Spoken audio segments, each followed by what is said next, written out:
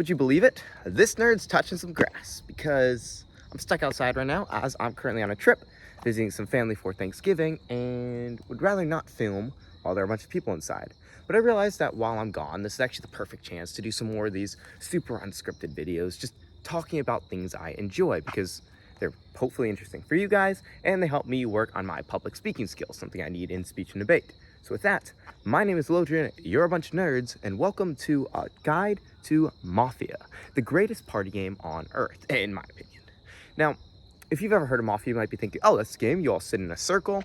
A couple people are selected as the killers. A person's a detective, the nurse. And then you wake up one at a time, point to each other, kill each other, and then vote each other out. Among Us without movement, basically. But way before the Among Us craze back in 2020, my brothers and many other people across the world realized, well, this same game of Mafia can be played live. This is called by different names. I've heard it called Murder and stuff. But for us, it was always live Mafia. Basically just the same game as Mafia, but stood up and running around the house. Now, what do you need for this? A decent group of people, at least 5 people. Getting more towards 10 people is good. I like to play this with my cousins. There are usually 13 of us. So that is generally the optimal number. You need the right house. You need a house or some sort of area that you can play this in where you're not always visible to each other. Somewhere that you can hopefully make somewhat dark, though darkness is not necessary. And another important thing is you must be able to loop back on each other, so it can't be linear. You must be able to get from one place to another without spotting somebody coming back the other direction. But once you have a decent house and a decent group of people, you can start playing the game. And the rules are extremely simple. Here are the rules. Number 1, everybody gets a card. Everyone gets a card. In most versions of Mafia, unless you're super advanced, you literally play, most of the numbers are just normal numbers, and then 2 of the cards are aces if it's like 6 to 10 players, or 1 of the cards is an ace if it's 5 or 6 players. I'd say if there's 8 or more people, you definitely need 2 Mafia, but anything less than that, you could probably get away with 1. And those 2 Mafia are going to be the killers, or 1 Mafia if there are not many of you. Now, what their job is to do is kill everyone else without getting voted out, similar to Among Us. So you say, second step, you say disperse. Everyone scatters across the entire house. Make sure everybody's moving. Turn off lights if you can. Make it as sneaky as a game as possible. Mafia is most fun played when you're able to not always see each other and when the Mafia are able to carry out stealthy kills. I try to drive that in games I play by being really sneaky, not talking to people. Sometimes you'll get a group of people that just can't stop clumping up and being in groups, and that's just something you're gonna have to deal with. But anyway, once everyone's going, number 3, the Mafia find a time to kill. If they find someone on their own, or if 2 of them work together and find 2 people on their own, you go up to someone, take your hand, you go, and that person falls on the ground dead. Now, what this means is this person must not move, they cannot talk. That is key. If you're playing with young kids, like I often do, make sure they know this rule, because they are dead, they know who the Mafia is, but they cannot tell anybody.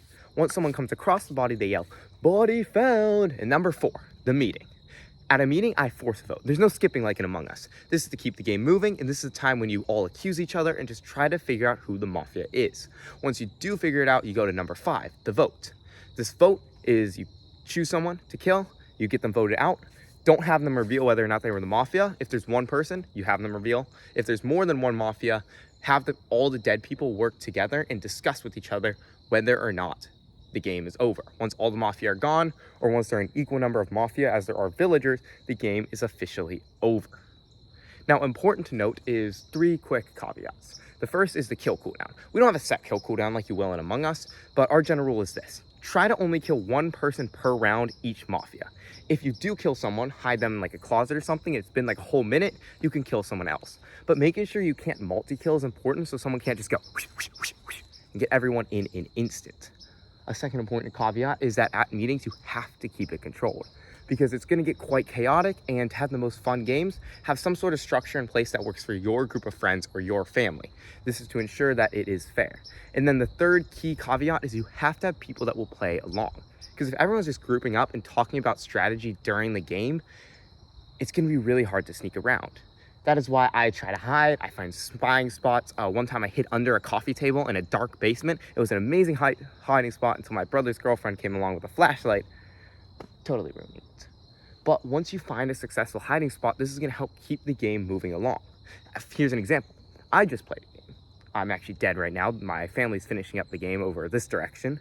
But I just played a game. I was not doing all these things, and then I died. What I did is I died in my chair, I fell backwards, and I just lay on the ground. Eventually, my little brother came, found us. He calls body found, and they go to a meeting. But at the meeting, they actually voted out my little brother, even though he was not the real killer. So this is really interesting, as this is a big part of the game, so you're not always going to be right, and the game will continue. Now, once you do get to the end of the game, you can start a new game, you can change up the rules, or whatever you're doing, just get into another round. The more you play Mafia, the more fun you'll have, the more you'll learn about it. Guys, go play. And once you've played enough, you'll begin to learn each other's tells, you can use psychology, and it really becomes a ton of fun. So with this, I encourage you to go start playing right this second. But if you do want some strategy tips, here are 3 key things that I do to help me win more. Pay attention to who you're playing with. Like I said, if you play with repeated groups, learn their tells. If you're playing with young kids, they're often really bad at the game and will give away whether or not they're in the Mafia. If you look at their faces and try to figure this out, this can really help you learn some things. My second piece of advice is use your spying. Hide behind bushes, hide in closets. Find places to go that you can see what's going on without people seeing you. This gives you more information than anyone else. No, you're fine. I'm filming this right in front of people playing. And then number 3, the best way you're gonna win the most games, you're out. The best way you're gonna win the most games is just by being aware and paying attention to what's going on. Because if you're not paying attention, you'll see someone cross, and then you'll see someone die, and you won't even remember who that person is. Then what makes Mafia the most fun is when everyone's around, everyone's putting all their effort into the game, and you're having the most fun.